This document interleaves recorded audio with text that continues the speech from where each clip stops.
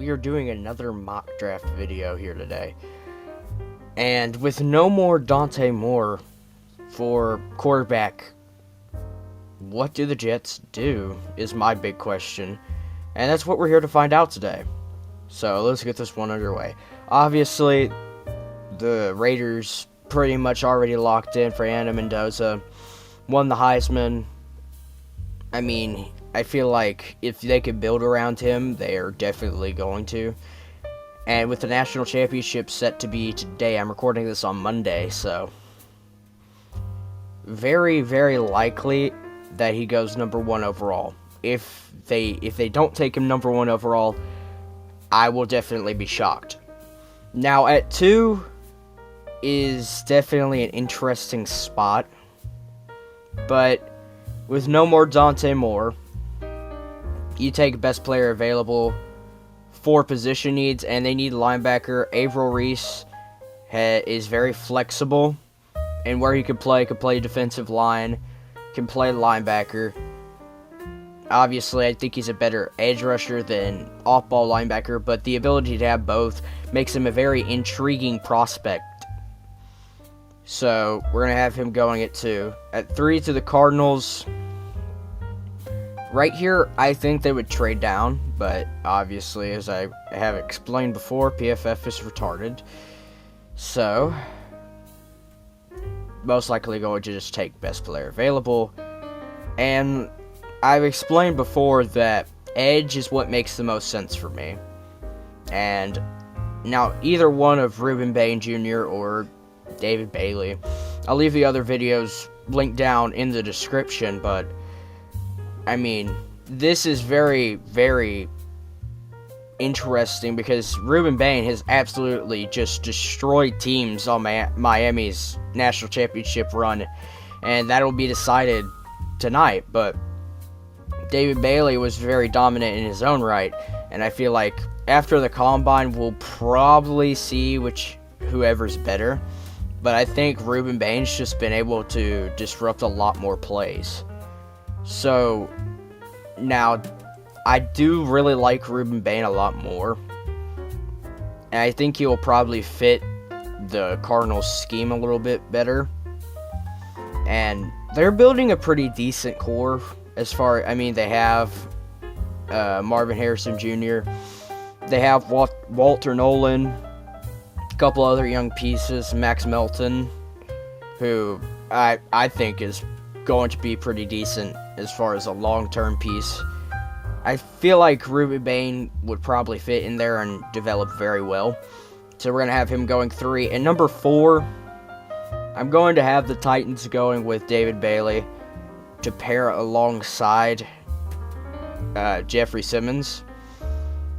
Another option I could see them going, it is very unlikely, but do I do it just to shake some things up? I don't know, but I think Jeremiah Love could go here. It would have been the highest since Saquon Barkley for a running back, which was 2018. It's crazy to think that Saquon was drafted that long ago.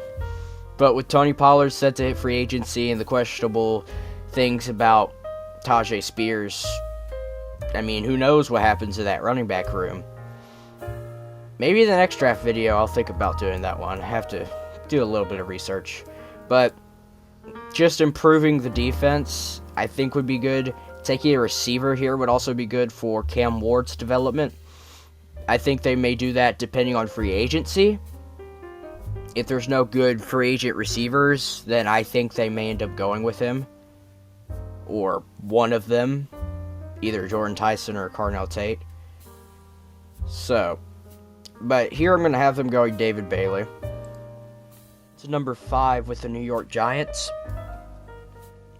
Wide receiver is most likely going to be my selection here. Although DB would probably be good for them. I mean, they have Cordell Flott, who plays a hybrid role. I think Dane Belton could probably play nickel corner, but I'm not going to have Caleb Downs going here just yet, just because of who else is on the board. I mean, you get Jackson Dart, another receiver, to pair alongside Malik Neighbors. I mean, Malik Neighbors great player, fantastic player, but the question is, can he stay healthy? I mean, his injuries have really made him not as reliable as some other receivers. Don't get me wrong, I still think he's a top 10 receiver in the NFL, but I think you need a pretty reliable source, and I think Cardinal Tate, I've already expressed my like about Cardinal Tate and how I think he'll be a great player. I think his game translates well to the NFL level. And Jackson Dart needs as much help as he can get, and hopefully that pick will probably help him. I mean, the Browns, sort of the same thing. If you are going with Shedeur Sanders, and considering there's no Dante Moore left, I mean, there's Ty Simpson, who you could probably take with your later first-round pick. I've already explored that idea, believe it or not, in one of my previous videos, but there are some interesting quarterbacks down the board. I mean, even Diego Pavia, if they want to take him in the 3rd round, I don't know. We already know what happened to Johnny Manziel, and I'm not saying Diego Pavia is going to turn into the next Johnny Manziel, because he's not going to be a first-round pick, but I mean, there is some similarities in personality traits and such. But for whoever the quarterback is, they're going to have a number 1 wide receiver to throw to, and that'll be Jordan Tyson. Washington, they need DB. The fit is very much here for Caleb Downs to be taken. He's going to go there. And now at 8, with the Saints, they need defensive line, and Peter Woods, flexible, mostly plays interior. And I mean, if there was one of the edges here, which I highly doubt there will be after Dante Moore coming back to Oregon, the fall just seems very unlikely. So, for that reason, I have them going interior defensive line, depending on if Cam Jordan returns. We'll have to see what happens there. Now at 9, I've seen Jeremiah Love go here. I've seen a couple people go here, but the most pick for, the analysis, most people go Jeremiah Love. Some people have David Bailey falling here, even Peter Woods.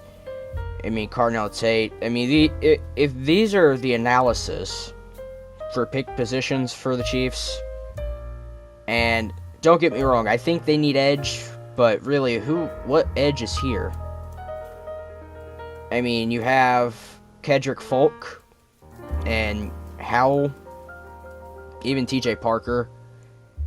But to pair along with Chris Jones, who's getting a little bit older, they have Karl Aftis. I just feel like Jeremiah Love is still the best pick here. Not going to really shake the top of the board up too much.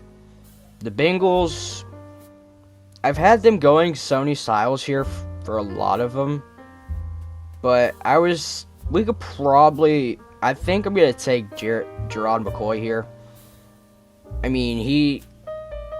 He could play in the slot. He didn't play this year in 2025, but we look at his 2024 snaps, he had a lot of coverage snaps, 4 interceptions, very versatile player.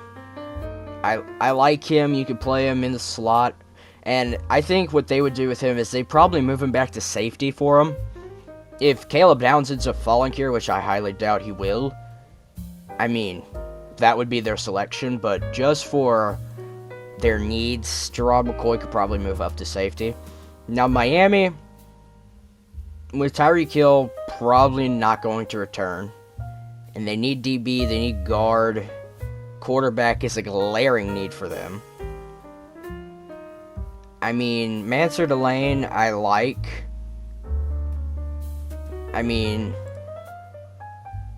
He shot up my board pretty highly watching LSU this year for an LSU team that wasn't very good compared to previous seasons. I feel like he could probably help out this Dolphins cornerback room after losing Jalen Ramsey, who they traded for. on paper, that looks like a really dumb trade now. Now, Dallas, now that Sonny Styles is here, that's undoubtedly the pick, for sure. I mean, he's the best player available on top of them needing linebacker and safety. He could probably even move back to safety if he wanted to, just based on athleticism. I think that's just going to be a really good pick for them if he ends up falling there. And the Rams, with them moving on to the championship, the NFC Championship, it's listed one of their their needs is corner and tackle. I think if Fano's probably going to be there. Didn't allow a sack this year, only 5 quarterback hurries. They haven't really found a long tackle replacement since Andrew Whitworth. After they lost Whitworth, they've had some plug-and-play guys, some Band-Aids. And I feel like here, being in the top 15 allows you to take a guy that's proven in the college level. He's been there a couple years, and he's shown he can go up with the best of the best in college. And I think his game will probably transfer well to the pros as well. And as far as number 14 goes with the Ravens, this is the lowest I've seen the Ravens in a while. I mean, they took Mike Green last year in the first round. They have all the talent in the world. But Lamar Jackson, I mean, throwing the ball, he took a really big regression this year, I believe. I mean, Zay Flowers made the Pro Bowl last year, was not as productive this year. Derrick Henry, obviously, the fumbles are a meme, and I feel like give him another target. I like Lemon, but the thing with Lemon is, like, he's not a jump ball guy. He's got a similar build to Zay Flowers, and if you want spacing. I hate to use a basketball term, but spacing, I mean, if you're going to have a short slot receiver, you want a taller, at least 6'2", 6'3" jump ball receiver to pair along with them, just to give you some options instead of having both just slot guys being able to take the ball, take off with it, that kind of stuff. And Denzel Boston, obviously, I'm a little bit biased because I'm a Washington fan. But, regardless, I think he would be the best option if they were to take a receiver. Now at guard, it may be a little bit of a reach, but Iona is here. And even Francis Mwaga, he's here. We could probably move him down to guard if you had to. I mean, he has the frame for a guard. But I think this is a really tough selection. And even Caleb Banks at D-line, it's listed their need as D-line, but they have, great edges. I mean, they have Kyle Van Noy, who drops out in coverage sometimes. If you want a situational pass rusher, you probably want Kendrick Folk, but, I mean, taking edge in back-to-back years doesn't really seem to be too worthwhile. I mean, his 3 games that he did play, he played against Florida State, Tennessee, and at LSU. I mean, he was okay, didn't really get to show his full potential. I feel like he could definitely help the Ravens in that front. Now, Tampa Bay is an interesting one. I mean, I thought they were going to be a playoff team, but now they move up, and Kendrick Folk is here. I mean, with Mike Evans not set to get any younger, and Chris Godwin constantly getting injured.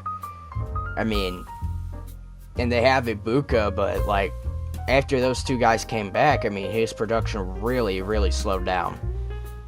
And their defense was not good this year, to say the least.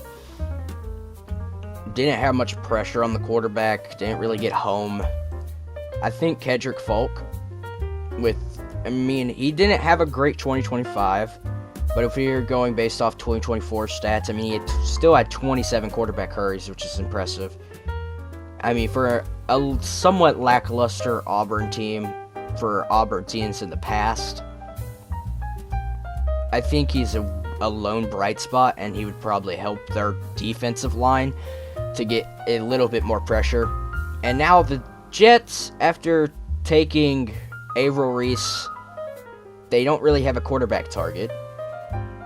And considering that without a quarterback target for whoever your quarterback is, you want to have them either, one, a defense, or two, a fantastic wide receiver to help them develop, and then slowly but surely develop a defense over time, and then make your Super Bowl run.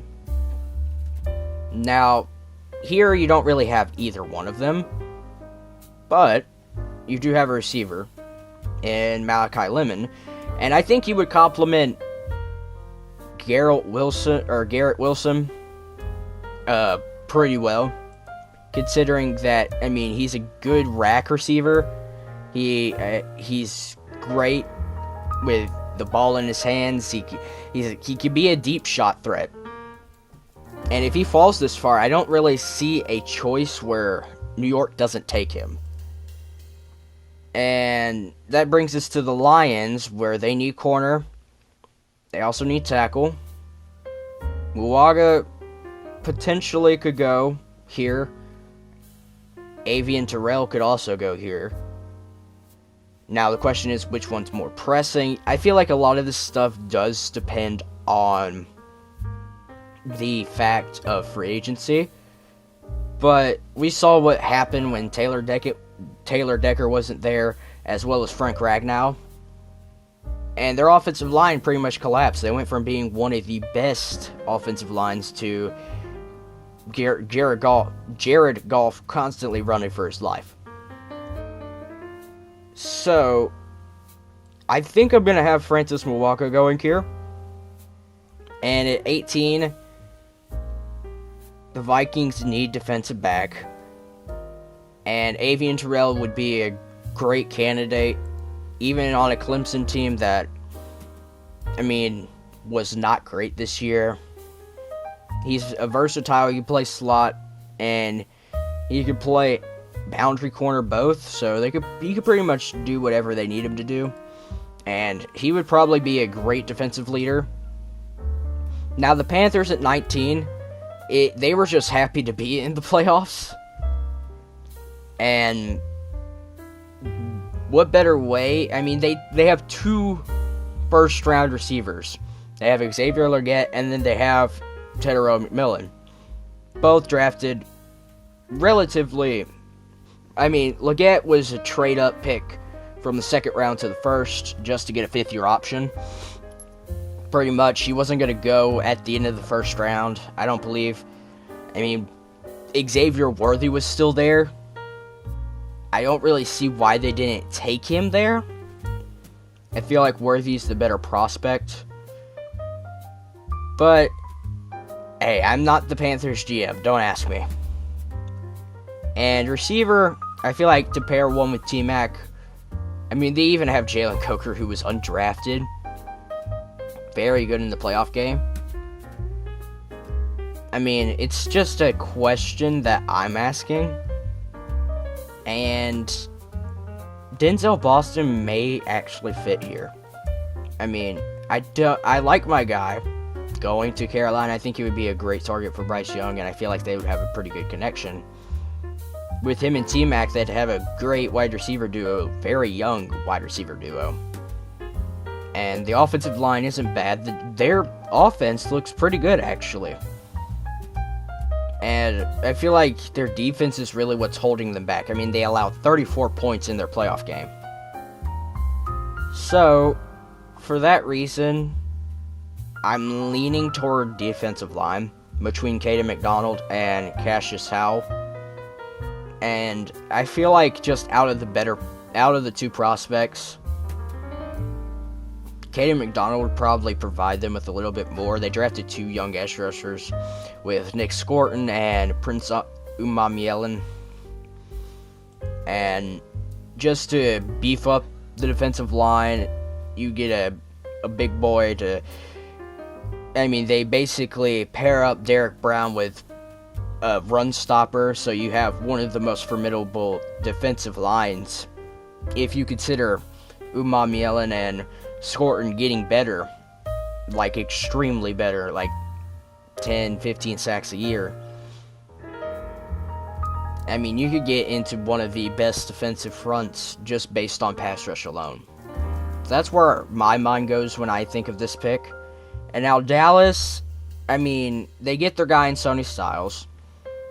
And after Micah Parsons leaving, you have Ezeraku, and what else? Dorrance Armstrong, which, never mind, he's actually on the Commanders. But, no running backs here, which I feel like Javonte Williams was actually a really good signing. Sneaky signing by Jerry Jones and his crew, but I'm going to have Cassius Howell going here. It may be the boring pick, but they need more pass rush. After losing Micah Parsons, they need another pass rusher. Point blank. And that's just the way I see it. And we saw one of the worst defensive groups in recent memory for the Cowboys when they trade away Micah. And the fact that Kenny Clark isn't getting much younger, I feel like this is a good pick for them. And Denzel Boston is where I had the Steelers going. And Francis Wawaka is not here, but Caden Proctor's here. Casey Conception's here. And I feel like they need a tackle pretty desperately. And if Caden Proctor's there, I think they may reach for him a little bit, because he's not making it past their first pick. He's not making it past... he's not going to make it past number, 41 in the second round. He's not getting to that point. He's ranked one of the highest tackles in the class. And if he's there, I think they're going to reach for him. Just based on them needing tackle more than wide receiver. Because they have DK. And if I was to take a receiver here, I would take Conception. Just based on his rack yardage. Let DK be that deep guy. And then Conception can run shorter routes and then provide them more spacing. Per se. Now, Iono is a guard. And the Chargers need guard desperately. They got absolutely bullied by the Texans. What am I saying? Bullied by the Patriots. My bad. But they got bullied by the Patriots. They straight up did. And, they need guard. They need center. And it just makes too much sense for him not to go there. Now, if the Eagles had Iono there, they probably would have taken him. But with, they need edge. They need cornerback, supposedly, even though they have Cooper DeJean and Quinion Mitchell. I think, there's not a great cornerback here. And TJ Parker is he had an underwhelming season compared to his 2024 season, but I feel like him as a prospect definitely would go here. Just as a developmental guy, he's shown flashes of being the best player on the field. And I think that he could definitely... he's a developmental pass rusher, but, you get him in there with some of those younger guys, Jalen Carter, Nolan Smith Jr., and just let them gel, you're going to see growth. Now, Cleveland did take a wide receiver in the first round, or earlier in the first round, and here is where I had Ty Simpson going. The last time I did this, I had Ty Simpson going here. Because he's not making... they do have pick 6 in the second round. let me think.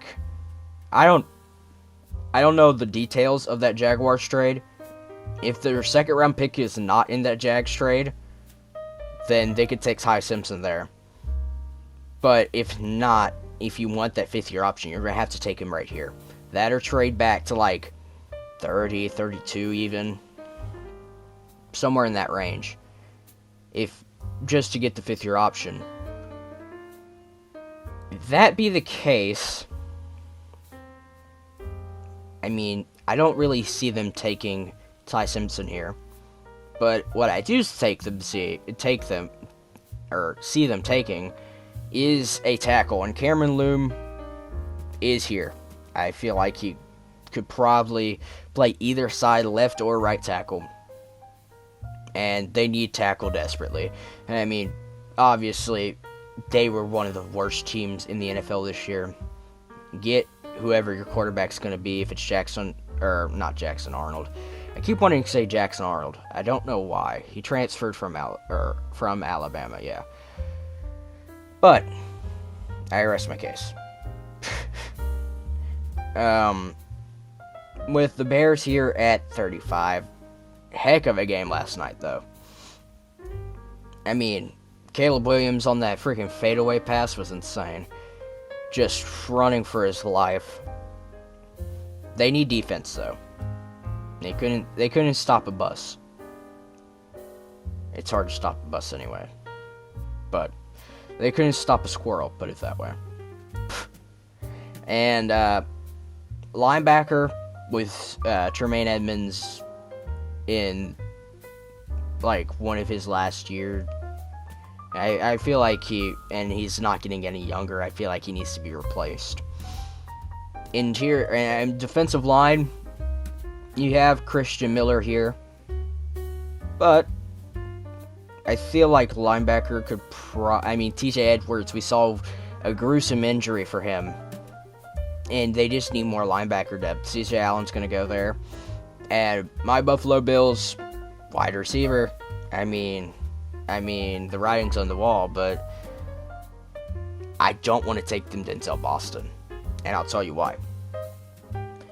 First of all, the spacing would be terrible, because you have Keon Coleman, and you have Khalil Shakir. That's a great receiver room in its own. Shakir's a little bit, he's your slot receiver. Coleman's your deep ball guy, your jump ball guy, and you need an intermediate route runner. Denzel Boston can do a little bit of both. I mean, I wish they showed up where it showed where he lined up. I mean, he's 6'4", 209, which is just a jump ball receiver. And most people have him going to either the Steelers, the Jets, or the Bills. And, I mean, like, right here, he was projected to go 15th, roughly. And then, where he is now, he's at the 19th to 20th category, pretty much. But I think I like Concepcion a little bit better. I mean, his draft stock plummeted, and then it just skyrocketed back up. I feel like he is a very, very, very good... He fits what Josh Allen needs, I think. I mean, he needs somebody you can dump off the ball to. He needs somebody who can get open. I mean, we see what bringing in Brandon Cooks for him. Give him a little bit of a deep ball guy, somebody who could create a spark. And I feel like Concepcion could do that for them. And San Fran, now, wide receiver. Ricky Pearsall has shown flashes, but obviously, it's Ricky Pearsall. I mean, he's shown flashes, but the question is, this is going into his third year after this rookie class. What happens? I mean, he hasn't really shown much. He hasn't shown enough for me to trust him as a receiver. And Denzel Boston, I mean, we look at his stats. I mean, they do show snaps. Oh, okay. So they had he lines up in the slot sometimes, but he's mostly a wide, like out wide, for sure. And out of his 95 targets, he caught over half of them, which is very impressive. And it just, to be fair, I mean, like 11 touchdowns. He's a red zone threat. I view him as a Mike Evans type receiver. Jump ball, can get open, find space in the zone consistently, could just go up and get it whenever you need him to. And with Brandon Ayuk just not being healthy that often, I feel like that could be a good spot for him. Now, the Texans at 28, just very, very interesting. Because they got knocked out, not because of their defense, because of their offense. And, I mean, you have some interesting players still left on the board. Monroe Freeling, I mean, like, he could probably be moved down to guard. I mean, he is a very big if you were to move him down to guard. What I think they could do is take Titus Howard or somebody, move them down to guard, and let Monroe Freeling play tackle. Just let him do him.